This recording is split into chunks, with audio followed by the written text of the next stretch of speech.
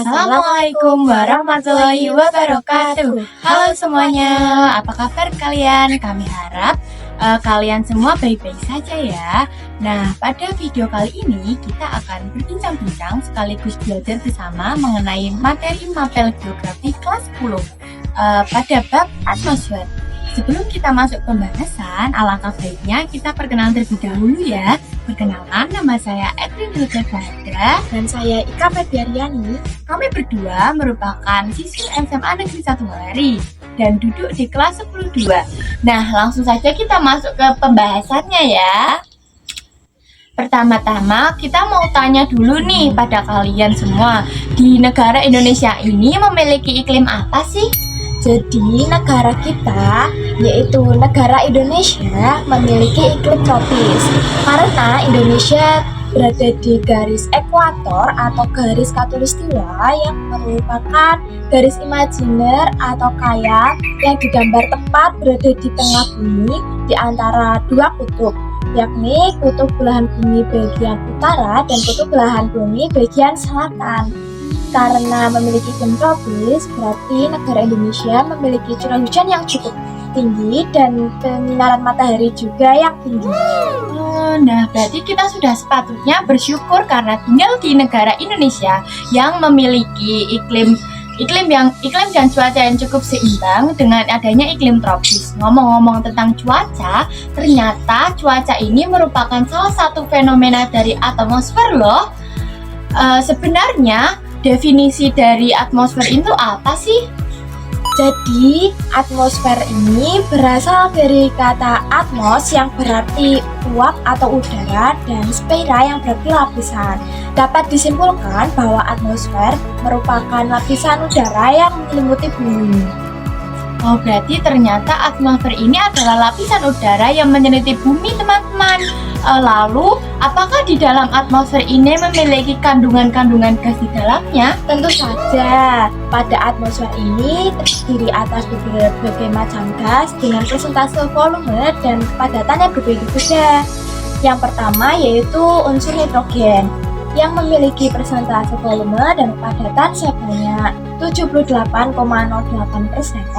Kemudian yang kedua ada oksigen dengan memiliki persentase volume dan kepadatan sebanyak 20,95%. Kemudian argon memiliki persentase volume dan kepadatan sebanyak 0,95%.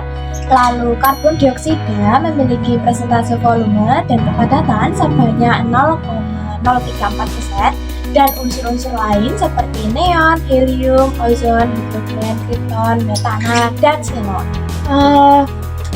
Berarti dari beberapa unsur kandungan tersebut terdapat unsur kandungan penting dalam atmosfer itu apa sih?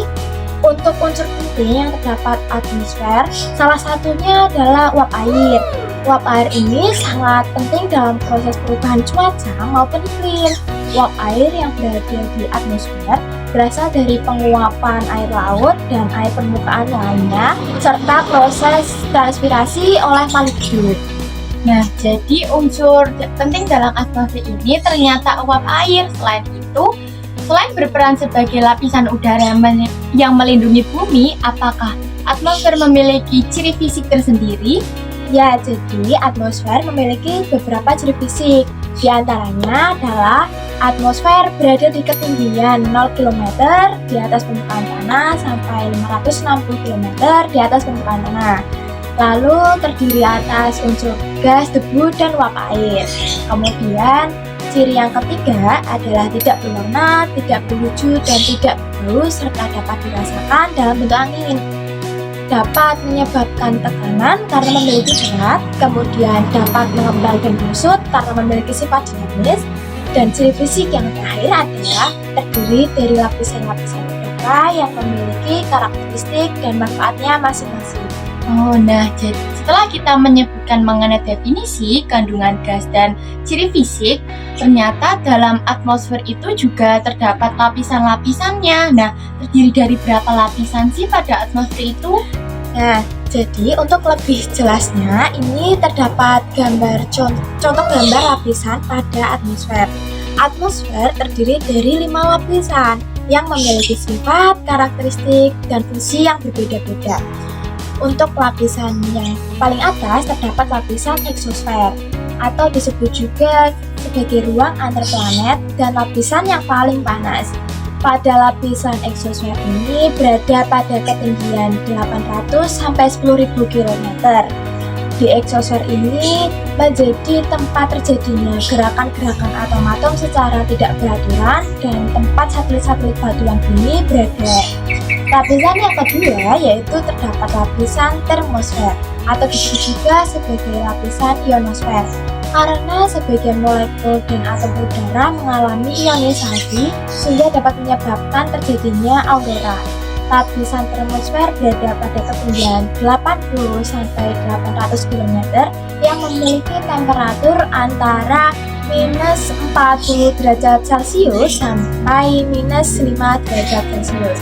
Pada lapisan ini dijadikan tempat pemantauan gelombang suara dan cahaya dari bumi dalam bentuk gelombang radius. Kemudian lapisan yang ketiga yaitu lapisan mesosfer. Lapisan mesosfer berada di ketinggian 50 sampai 80 km yang berfungsi sebagai pelindung bumi dari benda angkasa luar yang hendak menabrak bumi. Pada lapisan mesosfer, setiap kenaikan tinggi tempat 1000 meter, maka suhu akan turun 2,5 derajat Celcius sampai 3 derajat Celcius. Di lapisan mesosfer ini terdapat lapisan mesopaus yang merupakan lapisan di antara lapisan mesosfer dan termosfer. Lapisan yang keempat adalah lapisan stratosfer. Lapisan stratosfer berada di ketinggian 18 sampai 60 km serta terdapat lapisan ozon pada ketinggian 35 km yang bermanfaat untuk melindungi bumi dari pancaran sinar ultraviolet yang berlebihan.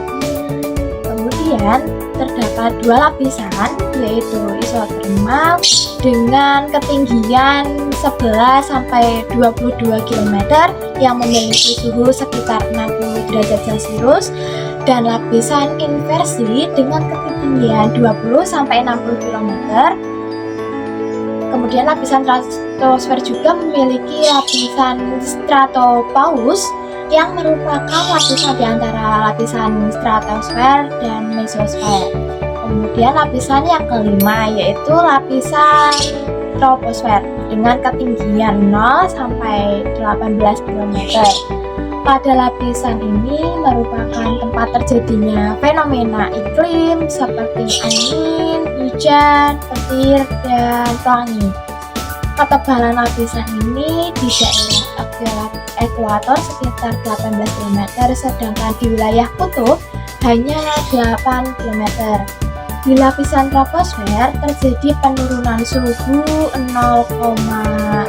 derajat Celcius setiap kenaikan tinggi tempat 100 meter. Lalu pada lapisan troposfer terdapat lapisan tropopause yang merupakan lapisan di antara lapisan troposfer dan stratosfer. Ternyata setiap lapisan dalam atmosfer ini memiliki berbagai sifat, karakteristik, dan fungsi yang berbeda-beda loh. Nah, selain lapisan tersebut, ternyata pada atmosfer juga terdapat tempat penyelidikan atmosfer yang disebut sebagai stasiun meteorologi atau observatorium meteorologi. Nah, dengan adanya tempat penyelidikan atmosfer ini dapat memberikan beberapa manfaat, diantaranya yaitu sebagai untuk melakukan perkiraan cuaca, kemungkinan hujan buatan, untuk mengetahui gangguan penyebab radio, dan serta cara memperbaikinya. Kemudian pada atmosfer juga terdapat gejala optik seperti fenomena alam. Gejala tersebut antara lain pelangi, halo, dan sandikala, serta fatamorgana dan aurora. Untuk gejala optik yang pertama yaitu pada pelangi.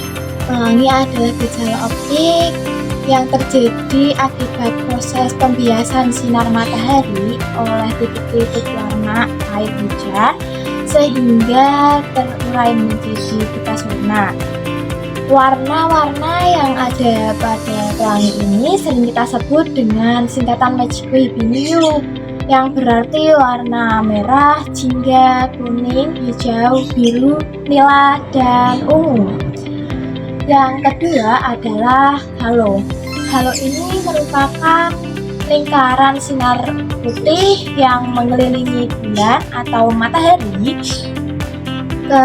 Kenampakan alam ini terjadi akibat proses pembiasan sinar matahari atau bulan oleh kristal-kristal es yang terkonsentrasi dalam jenis awan-awan tinggi seperti awan cirrus atau awan cirrocumulus. Halo pada umumnya terlihat dengan jelas ketika bulan bersinar terang setelah sore harinya terjadi hujan.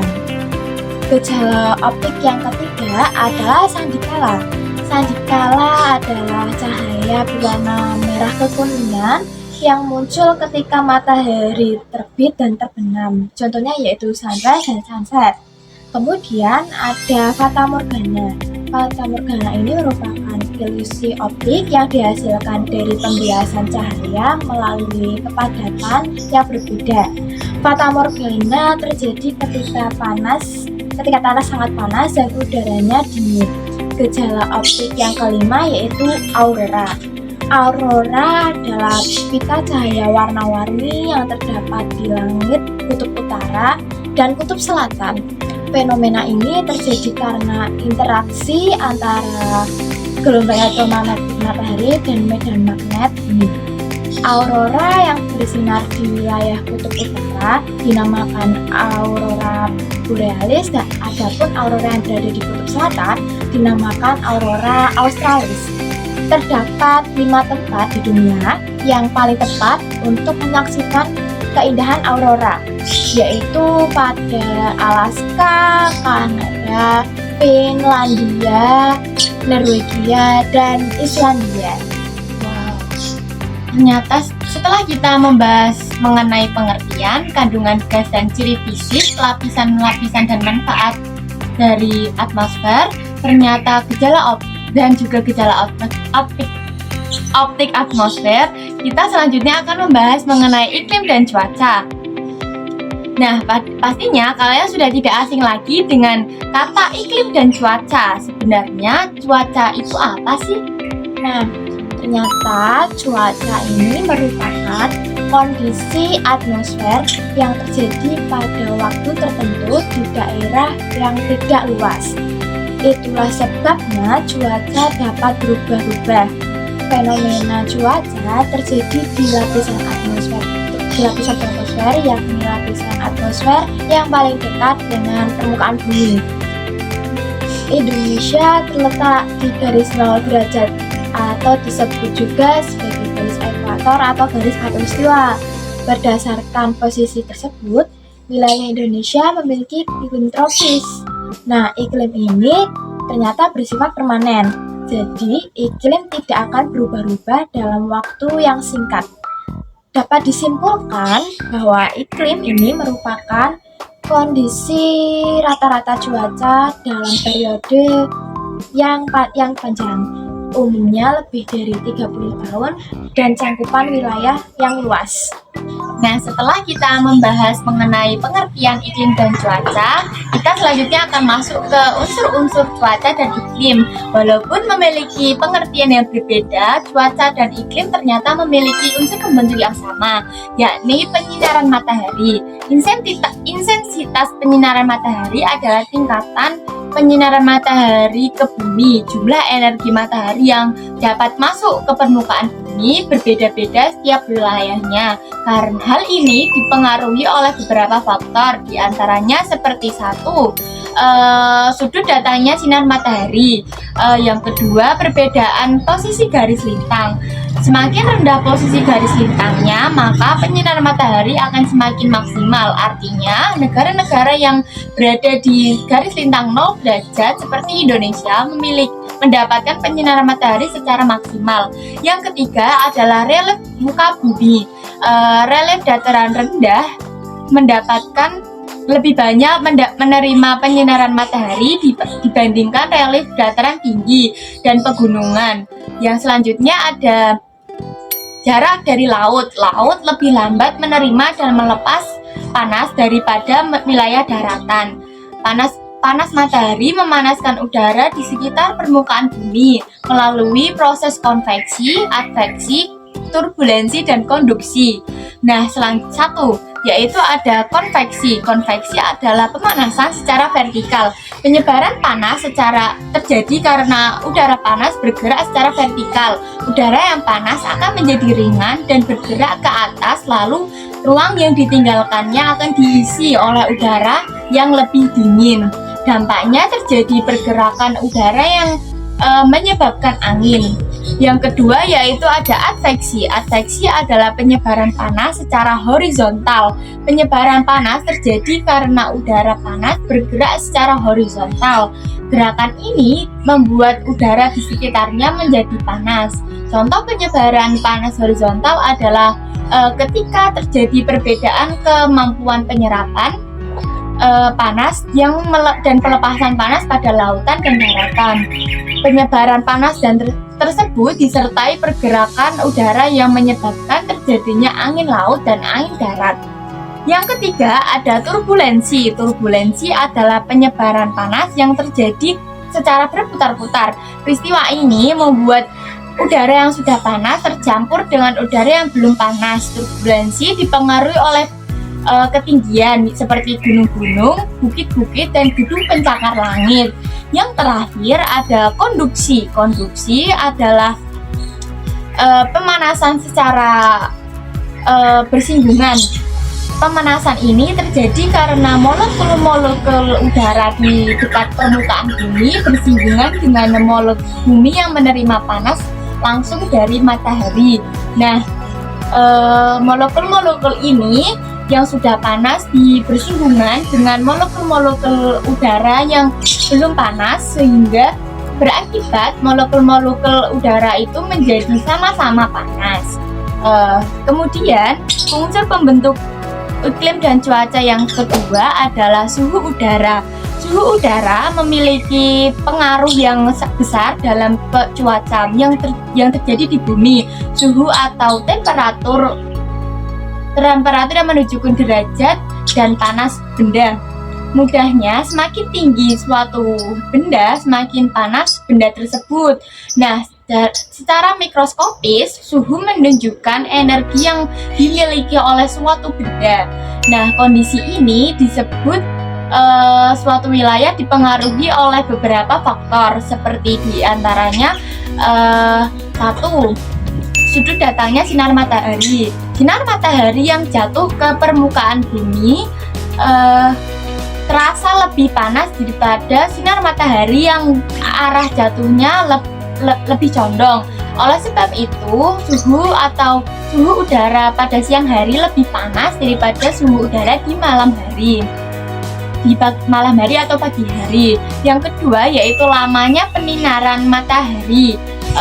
Semakin lama intensitas penyinaran matahari yang diterima oleh suhu udara akan semakin tinggi. Nah, yang ketiga yaitu keadaan awan. Semakin banyak awan yang menutupi permukaan bumi, suhu udara akan semakin sejuk karena sinar matahari akan terhalang oleh awan. Nah, namun kondisi ini akan berbeda ketika akan terjadi hujan. Awan yang tebal akan menghalangi sinar matahari dan permukaan bumi ke atmosfer, sehingga suhu udara terasa lebih panas.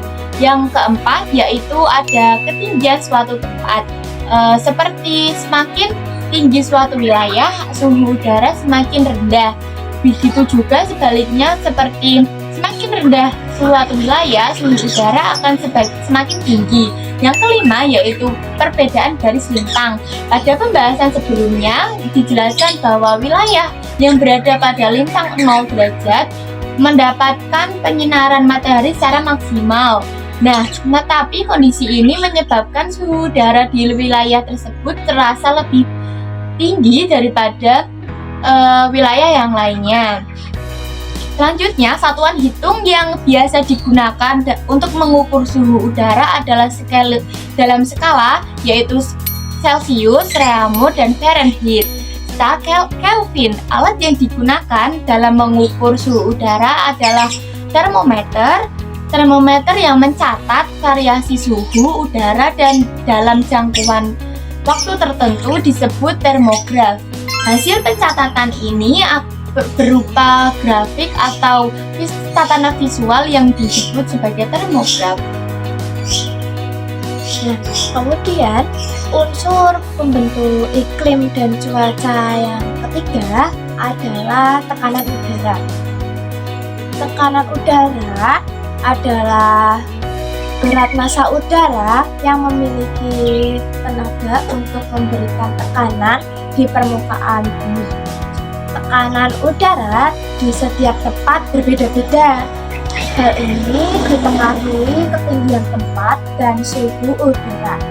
Wilayah dataran tinggi memiliki tekanan udara yang tinggi, sedangkan wilayah pada dataran rendah memiliki tekanan udara yang rendah.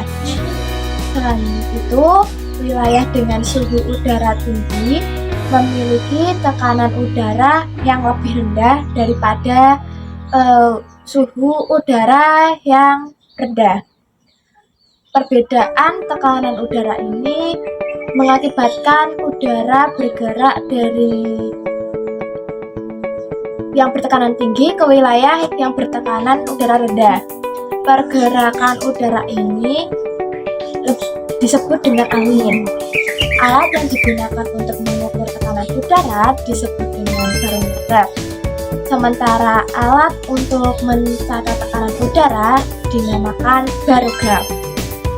Kemudian, unsur pembentuk cuaca dan iklim yang lainnya yaitu terdapat pada kelembapan udara. Kelembapan menunjukkan jumlah uap air yang terkandung di dalam udara. Kandungan uap air ini dipengaruhi suhu udara. Uap air yang dibutuhkan untuk mencapai tingkat kejenuhan akan meningkat seiring dengan peningkatan suhu udara. Artinya, semakin tinggi suhu udara, semakin banyak kandungan uap air. Selain suhu udara, kelembapan udara juga dipengaruhi oleh tekanan udara, pergerakan angin, intensitas sinar matahari, ketersediaan air, topografi wilayah, dan kerapatan udara. Ada dua jenis kelembapan udara, yaitu kelembapan mutlak dan kelembapan nisbi. Kelembapan mutlak adalah berat uap air dalam satuan gram pada suatu meter kubik udara.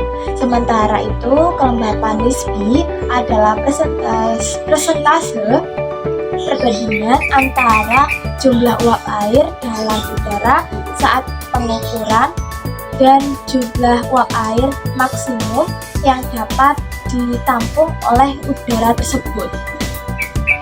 Rumus kelembapan nisbi dapat dituliskan sebagai berikut, yaitu kelembapan mutlak per nilai jenuh udara dikali 100%. Alat yang digunakan untuk mengukur kelembapan udara adalah hygrometer. Selain digunakan untuk membantu perkiraan cuaca, hygrometer juga dapat digunakan untuk mengatur kelembapan udara di laboratorium, area penyimpanan, dan pembuatan tanaman. Kemudian, unsur pembentuk iklim dan cuaca yang berikutnya adalah curah hujan. Curah hujan ini merupakan jumlah air hujan yang jatuh pada suatu tempat di permukaan bumi. Hujan adalah peristiwa jatuhnya butir-butir air atau es dari lapisan-lapisan troposfer ke permukaan bumi. Hujan terjadi akibat uap air yang menguap lalu mengalami kondensasi menjadi embun yang semakin banyak berkumpul lalu membentuk awan. Akibat adanya angin, awan-awan saling bertemu dan membesar. Karena terdapat perbedaan suhu di atmosfer, awan-awan tersebut membentuk butiran es dan air. Berat butiran es dan air tidak mampu ditopang angin sehingga airnya jatuh ke permukaan bumi. Proses ini dinamakan sebagai proses presipitasi. Untuk alat yang digunakan sebagai pengukur curah hujan ini disebut penakar hujan atau pluviometer. Satuan ukurannya adalah milimeter. Kemudian pengamatan curah hujan dilakukan pada jam tertentu walaupun cuaca tidak hujan. Indonesia memiliki rata-rata curah hujan yang tinggi, yaitu di atas 2000 mm per tahun, tetapi tidak merata. Daerah dengan curah hujan paling tinggi adalah Batu Raden di lereng Gunung Slamet dengan rata-rata curah hujan sekitar 589 mm per bulan. Adapun daerah yang memiliki curah hujan paling rendah adalah Pulau Sulawesi Tengah. Menurut Badan Meteorologi, Klimatologi, dan Geofisika, curah hujan rata-rata daerah ini sekitar 45,06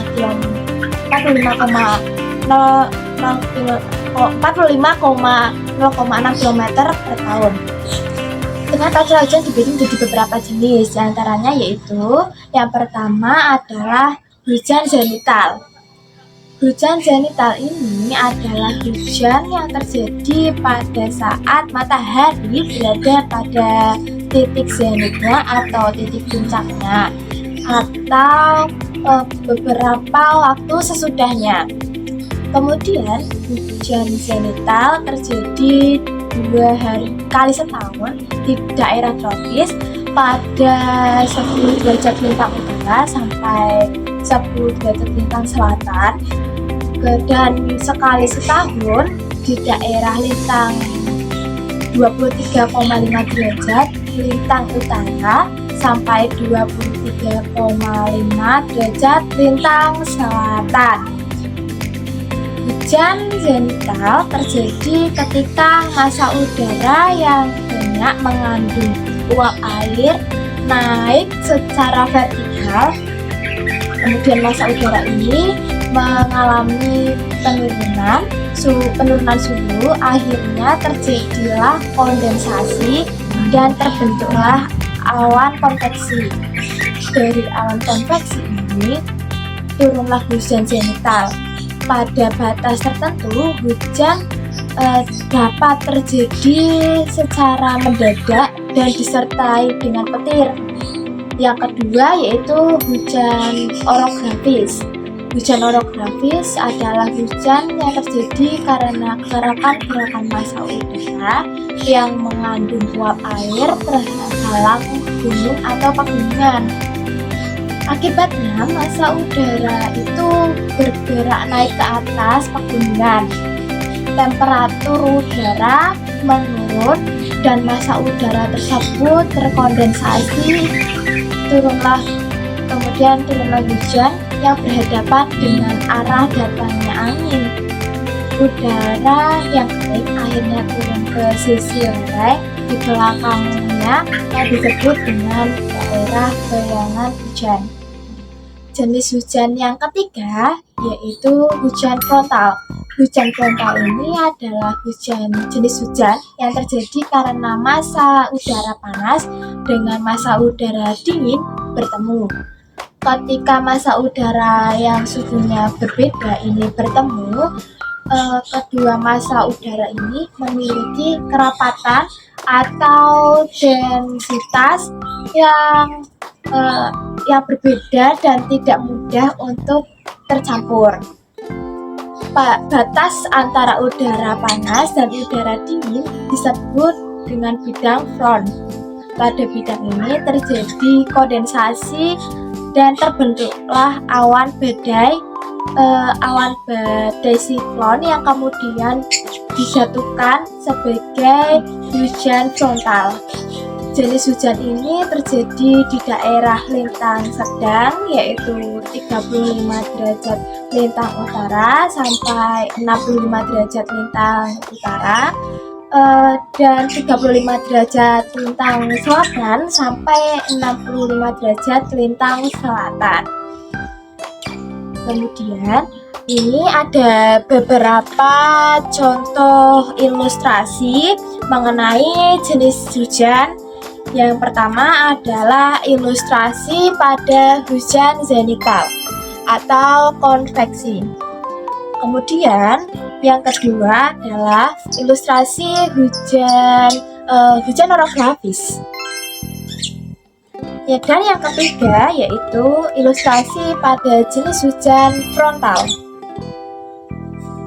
Itulah beberapa ilustrasi dari jenis-jenis curah hujan. Nah, setelah kita membahas mengenai 5 unsur pembentuk iklim dan cuaca, ternyata masih ada 2 lagi yang belum kita sebutkan. Unsur-unsur pembentuk cuaca tersebut yaitu angin dan awan. Pada bagian angin ini sebelumnya telah kita singgung bahwa udara yang bergerak dari wilayah bertekanan udara tinggi ke wilayah udara yang bertekanan rendah. Nah, pergerakan udara inilah yang disebut sebagai angin. Nah, dapat disimpulkan bahwa salah satu faktor yang mempengaruhi pergerakan udara atau angin adalah tekanan udara. Kemudian, kecepatan angin ini dipengaruhi oleh beberapa hal. Yang pertama yaitu gradien barometrik. Pada gradien barometrik ini, menurut Stephenson, kecepatan angin bertiup berbanding lurus dibanding gradien barometriknya. Artinya kekuatan angin semakin besar dibanding gradien barometriknya semakin besar. Kemudian yang kedua yaitu ketinggian tempat. Semakin tinggi kedudukan suatu tempat, semakin rendah tekanan udara sehingga angin bertiup semakin cepat. Yang ketiga yaitu posisi terhadap garis lintang. Kecepatan angin di daerah ekuator lebih besar daripada kecepatan angin di daerah yang jauh dari ekuator. Nah, berkaitan dengan gerakan angin, seorang ahli ilmu cuaca dari Prancis yang bernama Bois-Ballot ini mengemukakan sebuah hukum Bois-Ballot yang berbunyi, angin adalah massa udara yang bergerak dari daerah bertekanan maksimum ke daerah yang bertekanan minimum. Lalu di belahan bumi utara arah gerakan angin dibelokkan ke kanan, sedangkan di belahan bumi selatan arah angin dibelokkan ke kiri. Pembelokan arah angin ini terjadi karena adanya gaya Coriolis akibat rotasi bumi. Kemudian untuk jenis angin berdasarkan arah tiupannya ini dibagi menjadi 2, yaitu angin tetap dan angin tidak tetap. Pada angin tetap ini merupakan angin yang arah tiupannya tetap sepanjang tahun, sedangkan untuk angin tidak tetap yaitu berubah-ubah. Jenis angin tetap yang diantaranya adalah angin pasat dan angin anti pasat. Untuk angin pasat ini merupakan angin tetap yang bertiup sepanjang tahun dari daerah subtropik menuju daerah ekuator atau khatulistiwa. Nah, untuk angin anti pasat ini merupakan angin yang di daerah ekuator yang bergerak ke daerah kutub dan turun di daerah maksimum subtropik. Adapun jenis-jenis angin yang termasuk angin tidak tetap yaitu angin darat. Angin darat merupakan angin yang bertiup dari darat menuju laut pada malam hari. Para nelayan memanfaatkan angin ini untuk pergi menangkap ikan. Yang kedua yaitu angin laut. Angin laut merupakan angin yang bertiup dari arah laut menuju ke daratan yang terjadi pada siang hari sekitar pukul 9 pagi sampai pukul 4 sore. Para nelayan memanfaatkan angin laut ini untuk kembali pulang dari menangkap ikan. Yang ketiga yaitu angin monsun. Angin monsun merupakan angin yang berganti arah setiap setengah tahun sekali. Angin tersebut adalah angin monsun barat dan angin monsun timur. Angin monsun barat merupakan angin yang berhembus dari benua Asia ke benua Australia pada bulan Oktober sampai bulan April. Sedangkan angin monsun timur yaitu berhembus dari benua Australia menuju ke benua Asia pada bulan April sampai bulan Oktober. Selanjutnya yang jenis terakhir yaitu jenis angin fon yang disebut juga sebagai angin jatuh. Kemudian ada unsur awan. Awan ini merupakan kumpulan uap air dan kristal es pada udara di atmosfer. Kemudian pembagian jenis awan ini terdiri dari 4 jenis. Yang pertama yaitu awan tinggi dengan ketinggian antara 6 sampai 12 km yang terdiri dari 3 bagian. Di antaranya yaitu cirrus yang merupakan jenis awan halus dan berstruktur seperti bulu-bulu. Bagian yang kedua, cirrostratus yang merupakan jenis awan halus dan rata menutupi sebagian atau seluruh langit yang bentuknya seperti kelambu putih. Bagian yang ketiga yaitu cirrocumulus, jenis awan yang terputus-putus menurut dengan kristal-kristal es. Jenis awan yang kedua yaitu awan menengah dengan ketinggian antara 3 sampai 6 km. Terdiri dari 2 bagian yaitu altocumulus, jenis awan yang berbentuk seperti bola agak tebal, dan yang kedua adalah altostratus, jenis awan yang luas dan tebalnya umumnya terbentuk pada sore hari yang diikuti hujan pada malam hari. Jenis awan yang ketiga adalah awan rendah dengan ketinggian kurang dari 3 km, terdiri dari 3 bagian.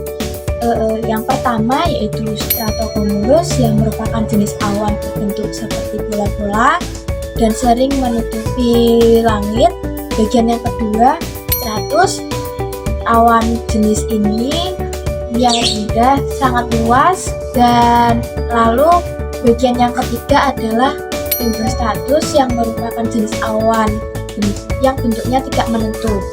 Kemudian jenis awan yang keempat yaitu awan yang terjadi karena udara naik dengan ketinggian antara 500 sampai 1500 meter. Terdiri atas 2 bagian, diantaranya yaitu nimulus.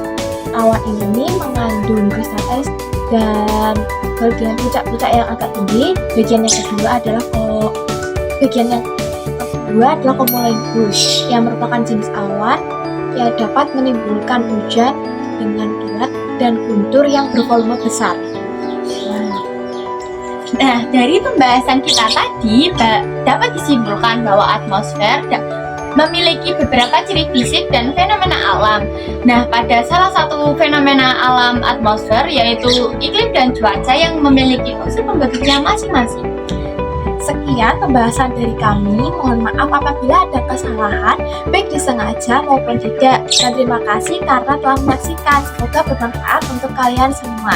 Sekian, kami pamit undur diri. Wassalamualaikum warahmatullahi wabarakatuh. Oke teman-teman, terima kasih sudah menonton videonya.